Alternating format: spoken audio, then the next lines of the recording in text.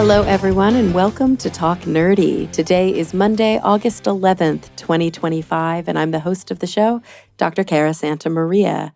And as always, before we dive into this week's episode, I want to thank those of you who make Talk Nerdy possible.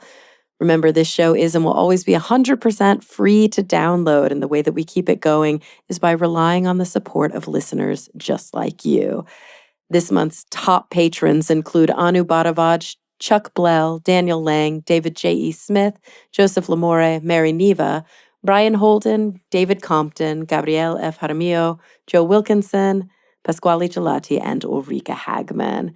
Thank you all so much. If you're interested in learning how you can pledge your support on an episodic basis, all you've got to do is visit patreon.com, that's patreon.com/talknerdy. All right, today we've got a really interesting discussion for you. So I had the opportunity to speak with Dr. Gretchen Sisson. She's the author of a new book called Relinquished: The Politics of Adoption and the Privilege of American Motherhood. So Gretchen is a qualitative sociologist, and she studies abortion and adoption at Advancing New Standards in Reproductive Health, that's ANSIRH, in the Department of Obstetrics, Gynecology, and Reproductive Sciences at the University of California, San Francisco. So we're going to be talking about not just her dissertation research, but then follow-up studies 10 years later, and all of the insights that she gleaned interviewing women who relinquished their babies for adoption. It's a fascinating conversation. I learned an awful lot, and I hope that you do too. So without any further ado, here she is, Dr. Gretchen Sisson. Well, Gretchen, thank you so much for joining me today. Of course. Thanks for having me, Cara. So I'm excited to talk about your new book, Relinquished: The Politics of Adoption and the Privilege of American Motherhood.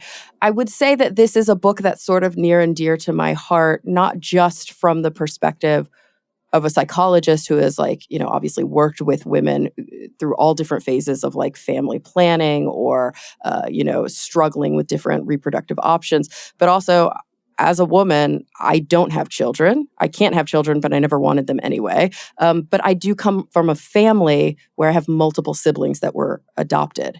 And so I'm really kind of deeply curious about some of the findings of your research, about some of the perspectives and insights that you have gleaned through really being steeped in this world and steeped in the literature for as long as you have. So let's take a step back, because this is not like a journalism book. This is not reporting per se, even though you probably had to do some reporting for it. You are an academic sociologist, right? I am, yes. I'm kind of in a weird position for a social scientist. I'm a sociologist, but I am based out of the medical school at the University of California in San Francisco. So I'm part of a social science research group in the OBGYN department at the medical school. Oh, I love that. I'm at a hospital here down in Southern California, and we have very few psychologists in my hospital. And even though I'm clinical, so I see patients, we only have a handful of us. And there is one psychologist also in our OBGYN, clinic, you could say. And I'm so glad for that because it's so necessary. It's cool to see kind of specialized academics and practitioners within these different areas. So being in OBGYN, does that mean that you have unique perspectives and you get to talk a lot with actual practitioners and other researchers in the field? I do. So my research group is called Advancing New Standards in Reproductive Health. And as I mentioned, we're all social scientists, but that spans the gamut. So we have demographers, epidemiologists, sociologists like myself, public health scholars, a few psychologists, and then also a couple of physicians and nurses that are also part of the work there. So a lot of our work is very multidisciplinary and to some extent interdisciplinary. And the Turnaway study, which I'm sure I'll talk a little bit about, that was very much a multidisciplinary study. And I think that really gives a different perspective to the sociological lens that I'm able to bring, that I get to benefit from my colleagues' disciplinary expertise as well.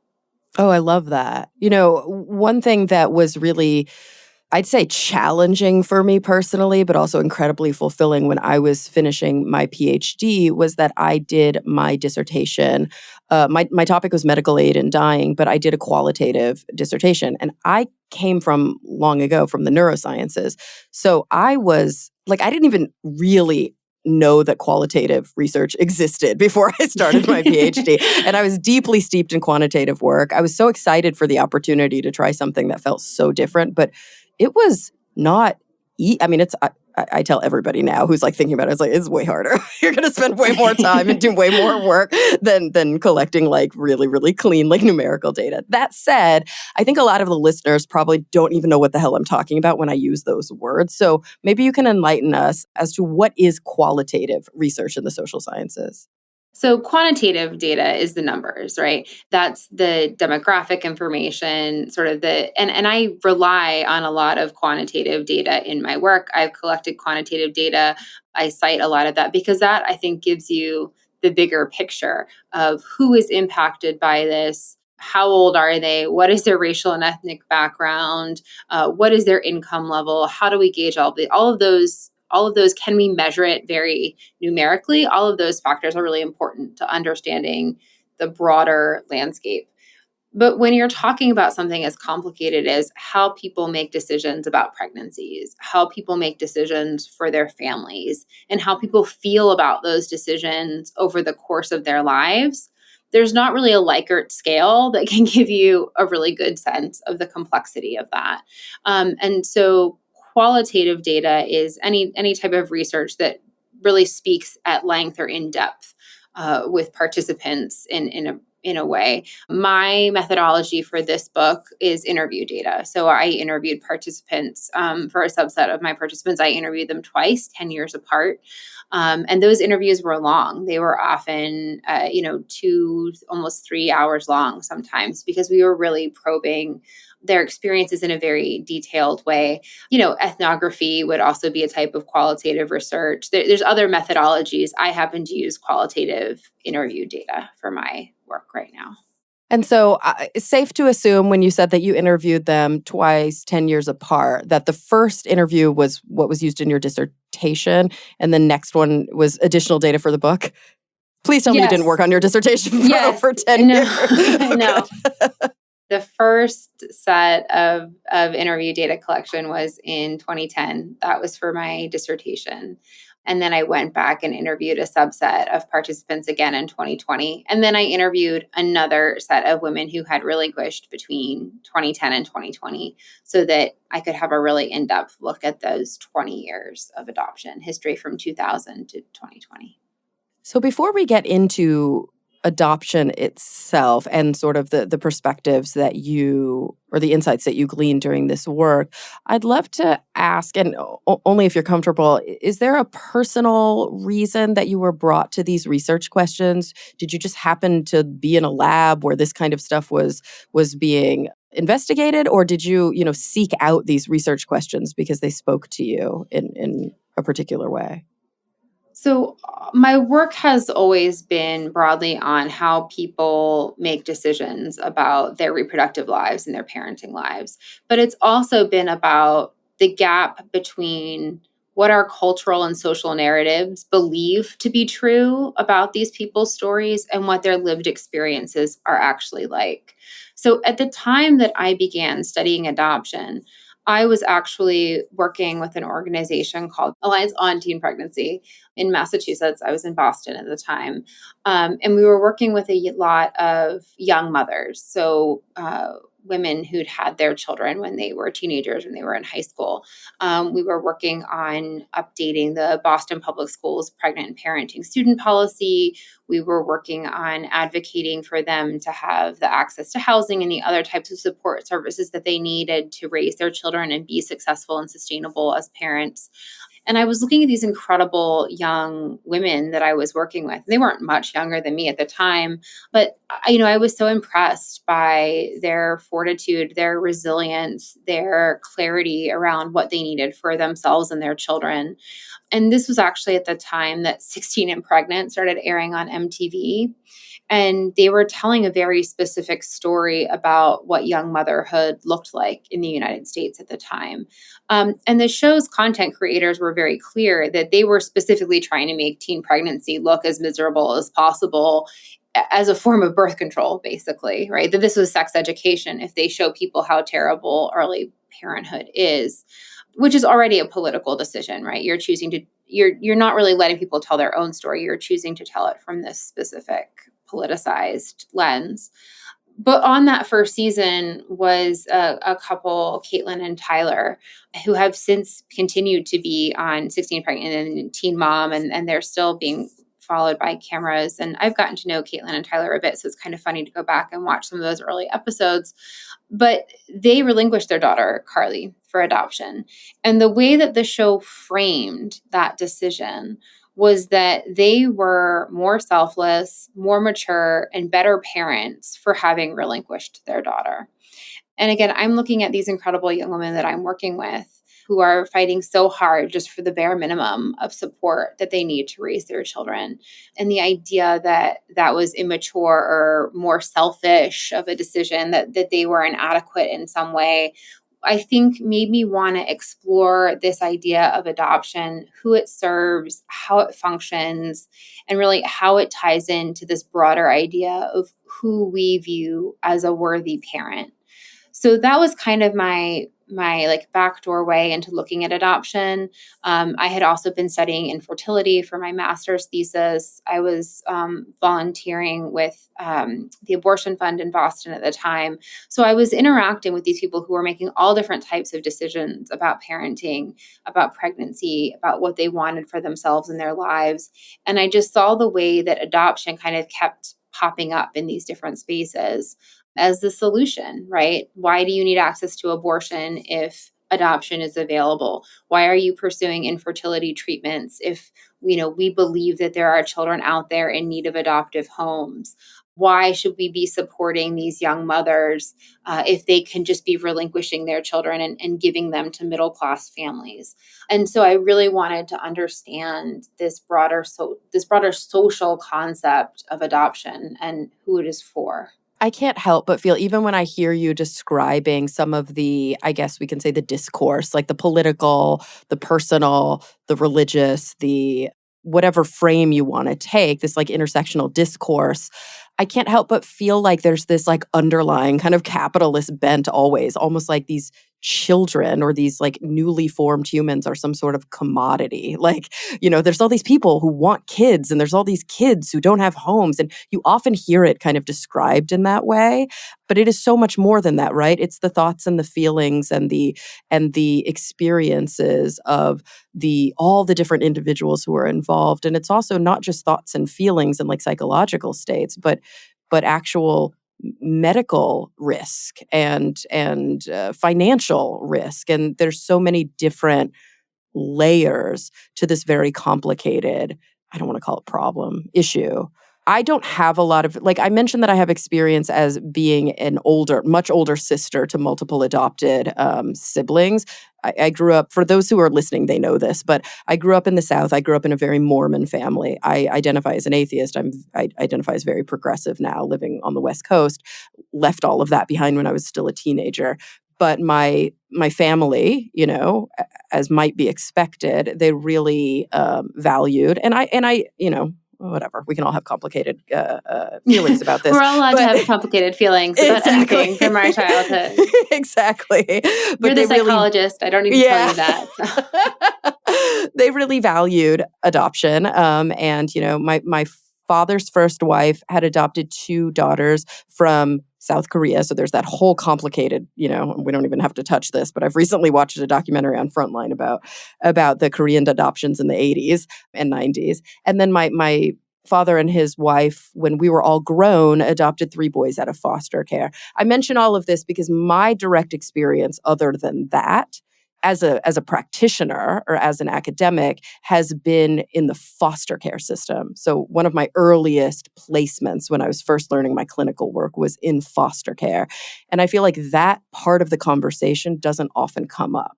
All of these children, and I was working with young teen girls, but all of these children who are in this limbo state. And I think a lot of people think, oh, foster care, it's like a way station before adoption. But like, I can tell you that at least with the girls that I worked with in the houses where I was, 1, maybe 2 out of dozens and dozens and dozens actually ended up getting adopted. Most of them aged out in foster care. And I think I want to be clear, my work is really on private adoption. And private adoption in the United States is largely about infants. And that's because of how I came to it was really about understanding how people are making decisions about this and how people are terminating their own parental rights, rather than in public adoption, which is out of foster care, where the state is terminating parental rights. Mm. That And being that's where you see said, older kids, right? Very that's where you see often. older kids, Yeah, yeah. yeah. And I want to be clear, these systems are not wholly independent. When we talk about private adoption and we talk about public adoption, they are very messy, and the borders between the two of them can be very complicated. And oftentimes, sometimes the public system will feed into the private system, and sometimes the private system will target mothers that have been part of, have been targeted by family policing. So if they've lost older children to foster care, they might become engaged in the private system for subsequent pregnancies or younger children. And so you definitely see that. And you also have like the threat of foster care, the threat of child welfare for mothers that view themselves as at risk of having their children removed, that can shape people's sense of what their options are. So the systems interact with each other to a very great deal. But for the most part, when I'm talking about my data and my research, I am looking at private adoption, because that is the system that primarily operates on infants. And you're looking at the women who are engaging in the adoption, not the adoptees? Yeah, I don't study adoptees, and I don't study adoptive families. I am really looking at the mothers who are terminating their own parental rights for the purposes of adoption. Again, because that gets back to, how do we understand pregnancy? How do we understand what motherhood looks like from that perspective? That's really what I wanted to key into. I really wanted my work to feel very accountable to adopted people.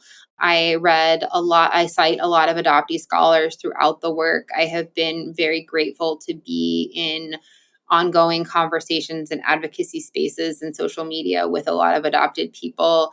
And I've gotten a really wonderful response from not just domestic adoptees in the United States, but international adoptees who find connections to their own stories. And that's been really important to me. And I hope to continue earning that trust. But that is not where my area of study is focused. And I can't help but kind of, maybe it's an assumption, a naive assumption, but kind of just superficially, it seems to me that the stories that you're telling and the research that you're doing is sort of the forgotten perspective. You know what I mean? Like everybody kind of knows somebody who was adopted, and everybody sort of knows somebody who raised adopted kids, but we probably also all know somebody who did relinquish a child, but we don't know that because of the blame and the shame and the stigma, and like, is it often talked about? And that perspective of that woman, or even that partnership, but I'm assuming it's like the vast majority is women without support, but who knows, or um, but those stories aren't often told, right? We sort of forget that that is a massive part of the equation. I tell an anecdote in the book. I did an interview. When I did the interviews in 2020, when I did the first round of interviews in 2010, I had no children. When I did the follow up interviews in 2020, I had three. And so I had in 2020, I had a child who was 6 years old, and he was in elementary school. And kind of when we came back from the pandemic, he was on his elementary school soccer team, and we were playing. I'm in San Francisco, so they had soccer games out in Golden Gate Park. And I had done an interview a couple weeks earlier with a mother who had lived in San Francisco at the time of her relinquishment and at time of the adoption. And her daughter was being raised in San Francisco still.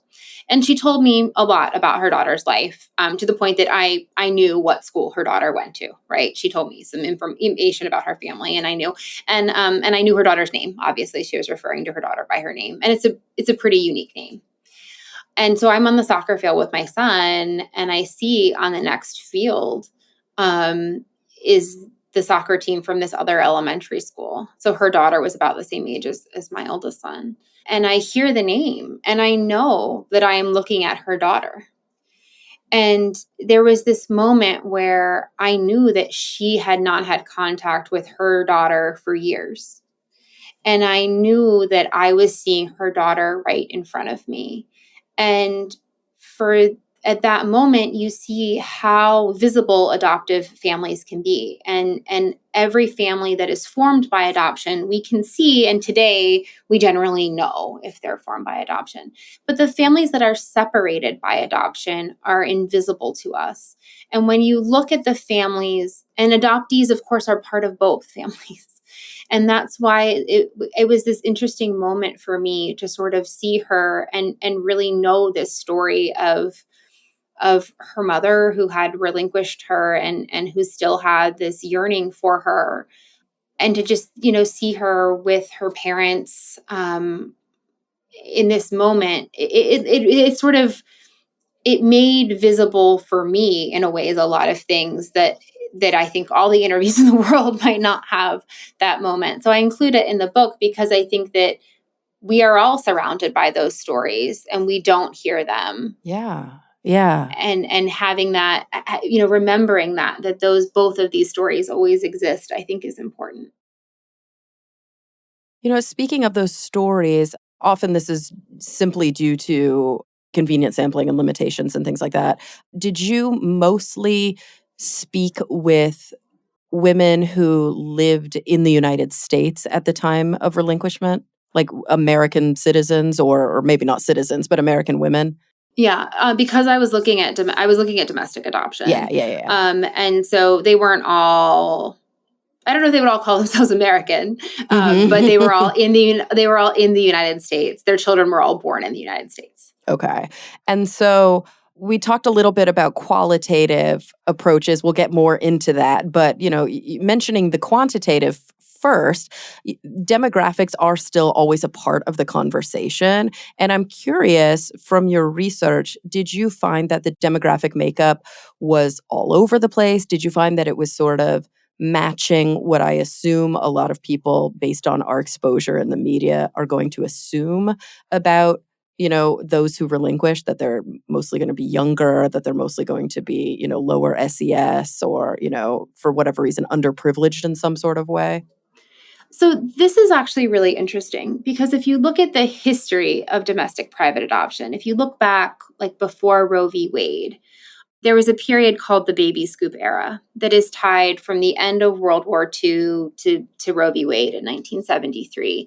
And this was the time of very highly extractive, coercive adoption. So these were the girls that became pregnant. They were young. They were usually middle class girls. They were all white. And they were sent away by their middle class families to these maternity homes to keep their pregnancy secret, to give birth in secret. And this was a way, of course, of delaying parenting until they were married, until they could parent in a more acceptable situation, an acceptable time in life. And this meant a lot of things. The demand for babies was for white babies. And so that is where the market operated. And this was true even after the end of the baby scoop era. So after the Roe v. Wade decision, throughout the 70s into the early 80s, the market demand was for white children. And so it was white mothers that were participating in the private adoption system. And usually they were not the poorest women. They were usually middle class because it was about upholding this idea of class respectability, right? Poor mothers have kind of always found ways of parenting, and Black communities specifically have longer histories of broader kinship support, broader kinship crisis care, but also they weren't targeted by the private adoption industry in the same way because there wasn't a demand for their children. So when we look back at like the 90s, the participation of women of color in the private adoption system was effectively zero. It was still largely white women. But what happened at the same time was that was when you saw the rise in international adoption. Like through the 90s, it peaked in 2004 and has since very precipitously fallen. But if you look at the history of international adoption, it starts with the peak importing children being from like Ukraine and Russia, right? Those are still white babies. So if we have lower domestic supply of infants, which is the quote in the Dobbs decision, there's a low domestic supply of infants. You can find white children from Ukraine and Russia. So we'll start there. Then the exporting countries sort of shifted to Asia. So Korea and China, that those were the biggest exporting countries sort of at the time. And then it moved to Central and South America, and then Africa and Haiti. So you see this shift from white children to Asian born children, to Central South America, Latina children, and then to Black children from Africa and Haiti. And you sort of see this wave where by private adoption kind of becomes less about the demand for white children, and the demand for children is sort of agnostic to race in a way. You will always hear that, Black children are less expensive to adopt. That remains true through certain agencies, but largely people who want a baby are far more willing to adopt cross-racially, to a far greater extent than they were 30 years ago, for example. But then the international adoption market kind of crashes. And today we have around 1,000 children coming into the United States for the purposes of adoption. So very, very few babies are coming into the US for adoption. And many of those are kinship adoptions or that type of placement. But you now have a market that is not as concerned with white children, which means the domestic adoption market can now target women of color as well to a different degree than it wasn't doing a generation ago. And so again, when we look at the data from 30 years ago, you're really talking about all white women, mostly middle class. Today, it is much more racially diverse. It is still majority white, but the demographics are about representative of the US. Women of color are slightly overrepresented, but the uniting factor is that they are poor. And this is no longer about delaying motherhood. It is about capacity to parent. So over 65% of mothers who are relinquishing have less than $5,000 of annual personal income. Now that's personal income. So they might have a partner who's bringing something in. If they are young, they might still be living with their own parents. So that, that income, they might be living a middle class lifestyle, or at least a sustainable working class lifestyle, but they don't have money that they are in control of, is important. They are not as young as you might think. The age at the time of birth about mirrors the overall birthing population in the United States. Sort of the very young girls, that is higher. So like if you look at like under 16s, they are overrepresented, but that's a very small proportion of the birthing population generally. So it's not really the only sort of outlier as far as race, as far as age, is the poverty. And we look at that by income level. And then also they are twice as likely to be enrolled on Medicaid and have their birth covered by Medicaid as the overall birthing population in the US. So the poverty is really the unifying factor now. Many of them already have children. This isn't about whether they want children. This isn't about delaying motherhood. Many of them are already mothering. It's about the fact that they feel they cannot afford another child, or they cannot afford this child. Yeah, yeah. And so I'm curious, as you started to dig deep and you learned about who these women were. Obviously, these women are deeper than their sort of demographic labels. Did you start to notice, and even was this your approach to the research? Did you start to notice trends? Did you start to notice similar experiences across the board, or was it like pretty varied all over the place? Were you able to identify these women over here tended to feel this way after adoption? These women over here tended to feel this way? I think that they did vary a lot. And I think that was because when I talk about the fact that they're poor, that just means that they don't have money at one moment, right? And that might be because they're a college student, or it might be because they have grown up in chronic poverty. They were a foster youth themselves. They have no support, and they don't have a clear path to a middle class life, right? So being broke at a given moment gives you relatively little information about someone's like broader class trajectory. they did vary quite a bit. Like, I spoke with women who were incarcerated during their pregnancy. I spoke with women who were dealing with addiction during their pregnancy. I spoke with girls who were in college. I spoke with women who already had 3 children and their partner died during the pregnancy and they were facing being a single parent. They really were a very heterogeneous group, except for the fact that at that moment they were facing a crisis in some way that they could not figure out how to resolve before the end of the pregnancy. And this is where it's really important to say the vast majority of women that I interviewed very much wanted to parent.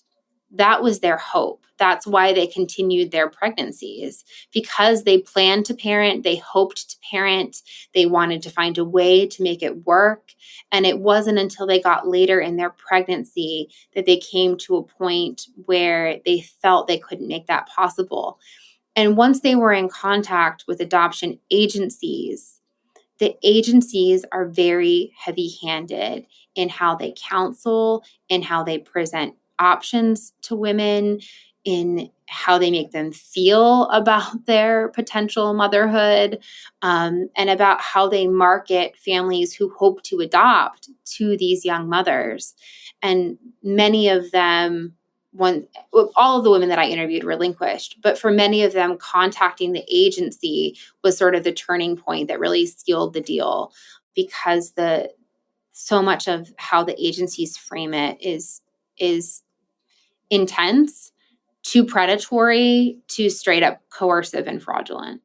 Yeah. Yeah.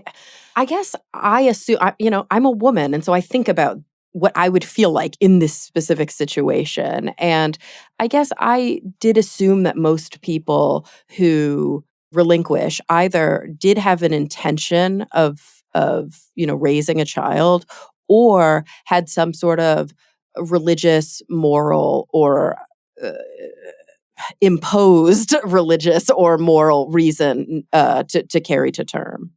I think that that's also true, and those two aren't mutually exclusive, right? Of course, there was definitely for many of them, and that's where they contact with the agents, because most adoption agencies in the United States are not secular. Most adoption agencies in the United States are church affiliated in some way, either directly or one step removed.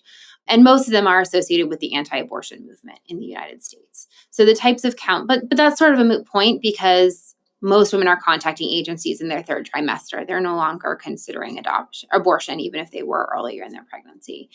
But for women who are themselves carrying faith in their decision, the adoption is viewed as a way of redeeming themselves, of working towards salvation for them and their child, that they have sinned by becoming pregnant if they are not married, and almost none of them were. That this is really about, and this is a very retro idea of adoption and who it serves. Like, when you look at the maternity homes in the 1950s and 60s, they were largely run by the Catholic Church, Catholic charities, Catholic affiliated agencies. And that was really the narrative that they were putting forth. You see that it's less Catholic today. For a while, it was very LDS. LDS Family Services, until they stopped doing adoptions, was one of the largest facilitators of adoptions in the country. Really? Today, yes. And they Wow, good to stopped. know.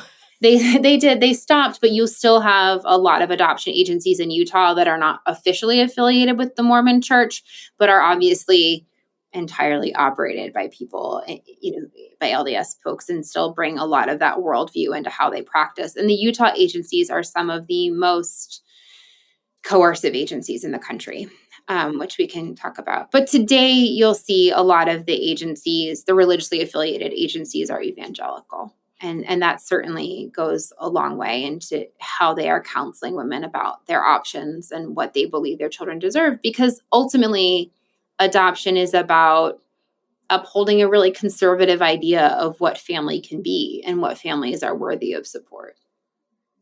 I've got to ask, and I know that this is something that you dive into, but for individuals who have relinquished, how common is a previous or a following abortion in their lives? Like, what percentage, I guess, or just in your experience, how common was it for somebody who went through this entire process of carrying a child, delivering a child, adopting out that child, was that often, did that follow an abortion? Did it come before an abortion? Or did the majority of these women, for them, abortion was never an option? So I will say after the adoptions, they were as likely to have an abortion for an unplanned pregnancy as any other person in this country, Okay, which is okay. that many of them did. Yeah, yeah. That's interesting. Not many of them had had abortions before the adoption. And I think that there are a couple of things that go into it, and sort of there are all these smaller factors. So I don't want to overstate any one of them. But like many of them who relinquished, they found out they were pregnant early and they just felt bonded to that pregnancy and they wanted to parent. So they didn't consider having an abortion. And part of the reason why they felt that way was just because this was their first pregnancy, or many of them didn't realize that they were pregnant until much later in their pregnancy, which I think is harder to do with a second pregnancy, right? Like they kind of they weren't as aware of the signs, or and so I think there were a lot of things that fed into that. Some of them were opposed to abortion at the time of the adoption, and that was part of the reason why they they were relinquishing. But many of the women I spoke with, the adoption fairly dramatically changed their minds on abortion. And many of them did go on to have an abortion later in the book. I mean, not many. Again, we're talking about a relatively small group of people here. Just there are two stories I tell in the book, and I kind of tell them together. Maria and Emily. Maria and Emily were both living in California. They were both 19 years old when they got pregnant, and they both tried to have abortions. When Emily found out she was pregnant, she was further along, and she went to one clinic and they said, "You're too far along." She went to another and another, and eventually they said, "We can't do this. You're past the legal limit. You're going to have this baby." And she ended up relinquishing that child. Maria found out she was pregnant and was actually really excited, really wanted to parent. And her boyfriend kind of pushed her to get an abortion. She made the appointment. She found out she was too far along and then went on to relinquish. Both Emily and Maria got pregnant again within the course of the study. So they were both turnaway participants because they'd both been denied abortion care. And they went on to get pregnant again within the 5 years of the study. And Emily, who had very much wanted to have an abortion and went to 3 different clinics to get the abortion, she had an abortion for that second unplanned pregnancy. And Maria, who had really had that moment of wanting to parent until she was kind of coerced by her boyfriend and then denied care, she went on to raise that child. Right. And so you see these two women who were denied abortion care, but had very different reactions to the pregnancy at first before they were denied care. And neither one of them chose adoption again. And many of the mothers I spoke to said, "I'm still uncomfortable with abortion, but if I had an unplanned pregnancy now, there is no way that I would go through the adoption again." Yeah. I can't help but feel like, just from my own personal, experiences and thoughts and feelings from talking to different patients, talking to different, friends and family members over the years, that if there were to be like a nationwide Gallup poll of women who had gone through relinquishment, of women who had had abortions, and you were to compare sort of satisfaction scores, you know what I mean? Or like like psychological outcomes after the fact, I can imagine that relinquishment would be significantly more traumatizing, regardless of your political or moral or, ideological perspective. Oh, by a mile, a So why relinquishment is adoption that? is more, yeah. What about the experience makes it so much more traumatizing than, because when you ask women about abortion too, I mean, I think one of the biggest misunderstandings from men usually is that somehow women like want abortions. Like abortion is like their preferred method of birth control or something. Nobody wants to have an abortion, even if you have no moral quandary with it at all. Like nobody wants to go Yeah. through a medical procedure Right. that they don't have to It's go through. inconvenient at the very Yeah, at least, the right? very Yeah. least, right? Nobody wants to do that. But it's not a fun thing. But, carrying a baby to term, adopting it out, like what is the kind of experiential difference, I guess? regret post-abortion is so, so low. We're talking about like less than 2%. And even in that 2%, like regret is a very complicated word. And this is why I think qualitative data is really important. Before I dive into that, the difference is that abortion is a decision that you make and then you can move on. Adoption is a decision that you make and then you are living it over the course of your life. And adoption today is mostly open to some degree. And in the book, I get into what openness means, how openness is used as marketing by adoption agencies, the fact that openness isn't legally protected, the fact that it can be very coercive and silencing in some way. So I'm not trying to act like, oh, most adoptions are open. That's an unequivocal good thing. But most adoptions are open today, which means that there's some contact between the adoptive family and the family of origin. And so for mothers, that often means that they are in ongoing contact with their child as their child grows to some degree. It varies, again, tremendously, tremendously. But that means that they are constantly grappling with this decision. Whereas most women who have an abortion, they had an abortion and they are now at a radically different point in their life. And that's where they are. They're not constantly confronted by that.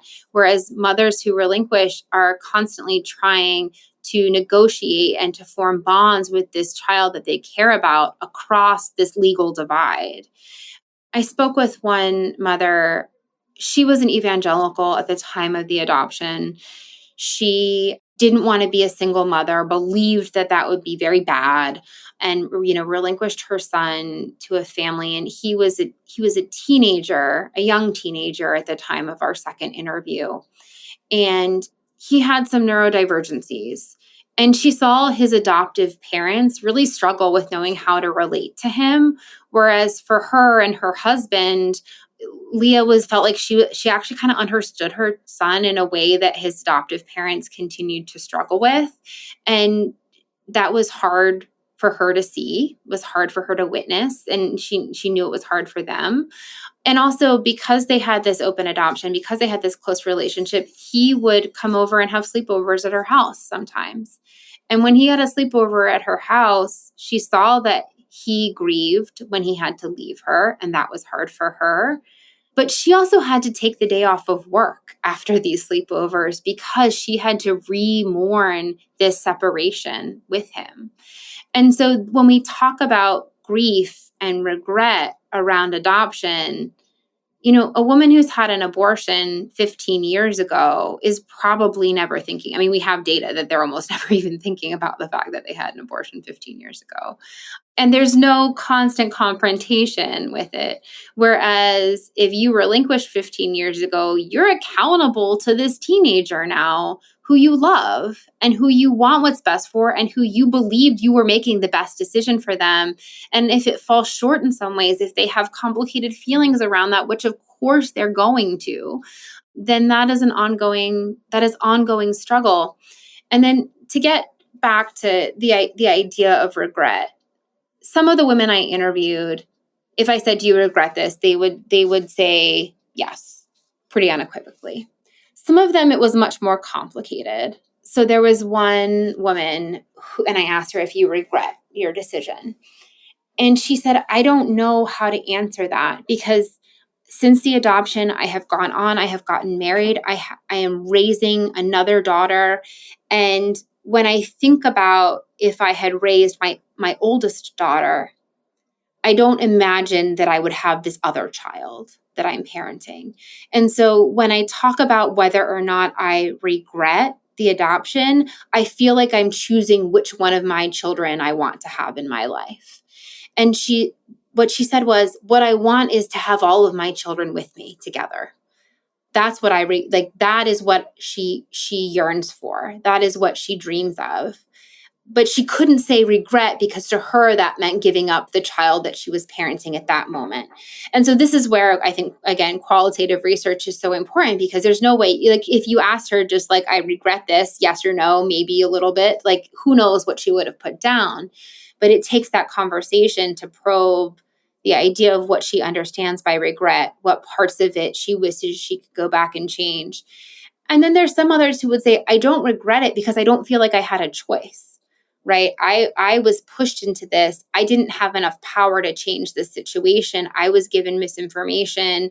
And I know my former self did the best she could, but she didn't have enough power to make something different. So regret implies some sort of agency, that you had the ability to make a different choice. And so for a lot of mothers who felt like they had no choice, that wasn't the right word.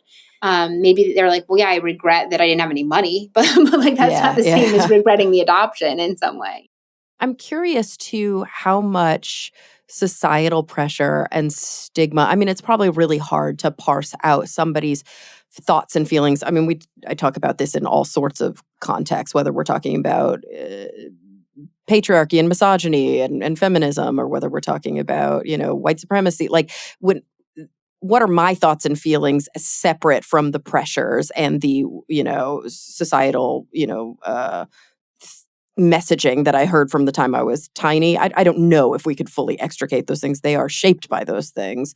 But when we think about things like blame, shame, stigma, it's funny, you mentioned at the very beginning, like 16 and pregnant, and this kind of narrative that you often hear, especially within faith communities, that like giving a child up for adoption is like the more virtuous option. But then, does society actually treat people that way? I I would assume that the answer is no. I would assume that the answer is that a lot of women, when people find out that they've relinquished, they're met with not very supportive, I don't know, No, looks. I think there's a lot of judgment. Like, oh, I could never do that. And I often say adoption, relinquishment is really about survival and salvation. And so to say I could never do that means that you've never been in a position where you had to make a survival based decision for you and your child, or where you had been put in this sort of indoctrinated place that you believed this was the only way to save you or your child's soul, right? Like, where you don't have the power to shape the circumstances of your life in a way to have another possibility. I think there's a huge amount of judgment around birth mothers, which is why I think, as much as many of them in the long run became far more critical of adoption and far more open to the idea of being pro-choice and having space for abortion in our society, many of them in the short term engaged with the anti-abortion movement because that was a place that they were told they were loving, they were brave, they had chosen life. The March for Life a couple years ago, the theme was literally like, thank you, birth mom.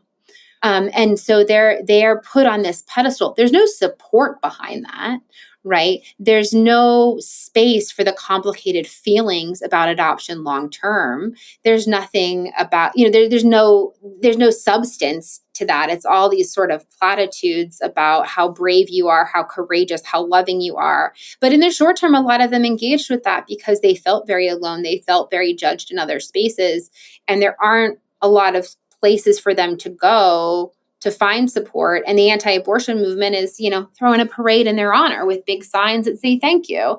And so in the short term, a lot of them engaged with that. In the long term, many of them turned away from that. Yeah, yeah. Oh, it's so fascinating. Like I just feel like this message isn't really out there, and I'm curious. You definitely are doing really important work in an area where there's a void. I'm assuming there's a void of research, first of all, and that your group is filling that void. But I think there's also just a void of public understanding. Have you noticed that there does seem to be a huge disconnect between the reality on the ground when you talk to these women and the perceptions on the ground when you talk to just everyday people about adoption?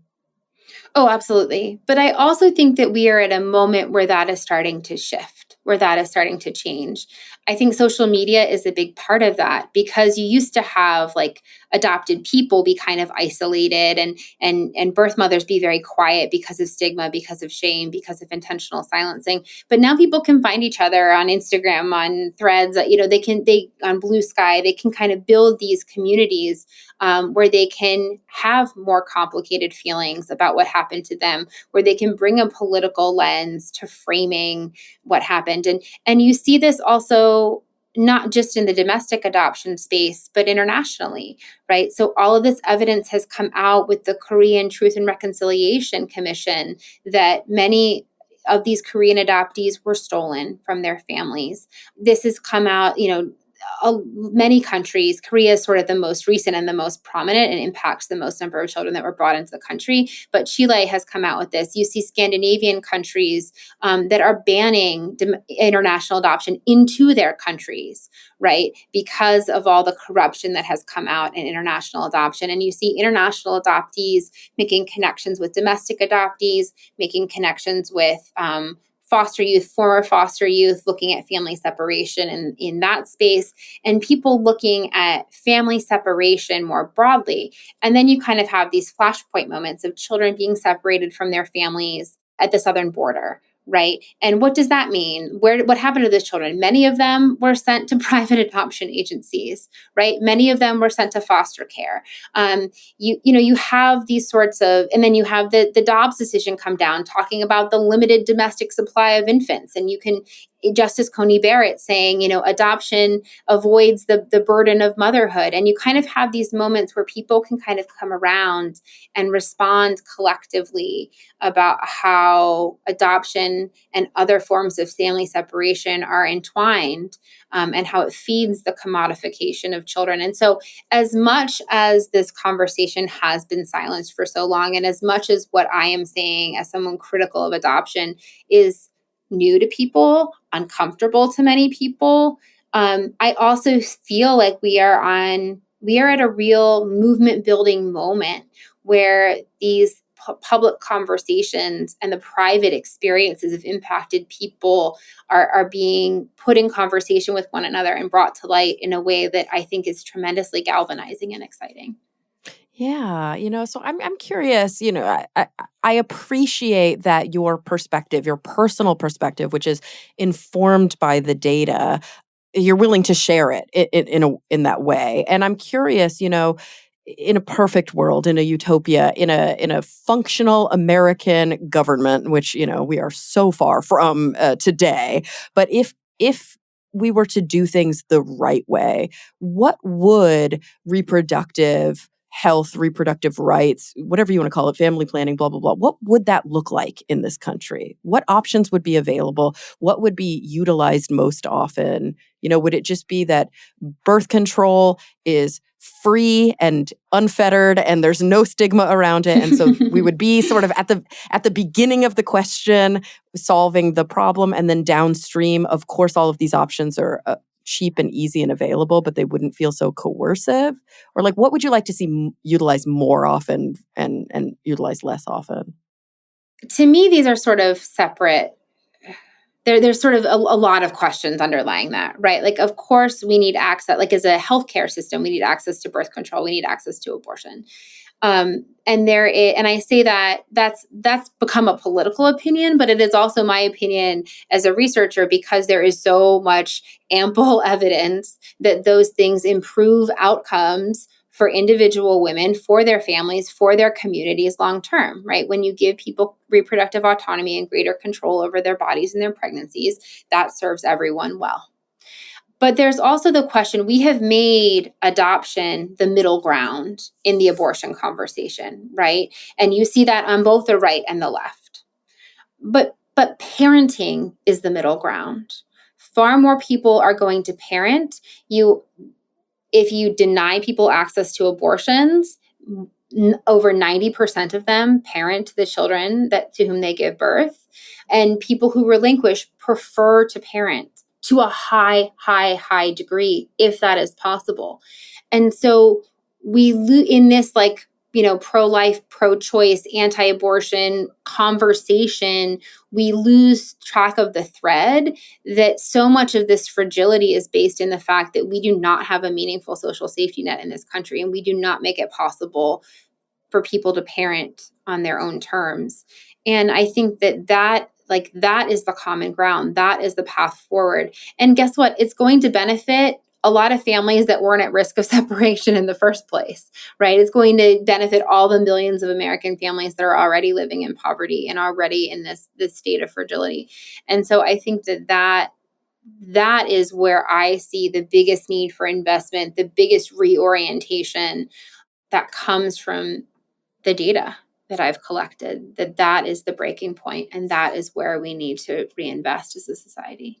What an important and, I mean, just like fundamental point that you're making. And, I think I'm a perfect example of an individual who is kind of like right down the middle in terms of my privilege, right? Like I am middle class through and through, and, or at least if that even exists anymore. Yeah. And I have, friends from every walk of life. And I see friends who, by any metric, are in a privileged class who are really struggling with parenthood right now, who are constantly grappling with the decision to stay here or to seek out, because of their privilege, to seek out residence somewhere else in the world where they're supported in a way that the United States just doesn't. Like, for a developed country, it does seem to be the case that we have like the worst social safety networks and the worst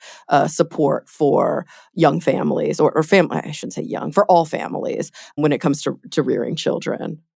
I think that's absolutely true. And that is reflected in the adoption rates in other countries. I view adoption and I view relinquishment as a symptom of the people who not even just like falling through the cracks, but can't even make it to the precipice of the crack, right? Like you can't even keep it together long enough to get that far. But American domestic adoption is unique in the Western world, right? Danish women don't relinquish their babies, right? When you have a social safety net in these countries, you parent your children if there is a way to do so.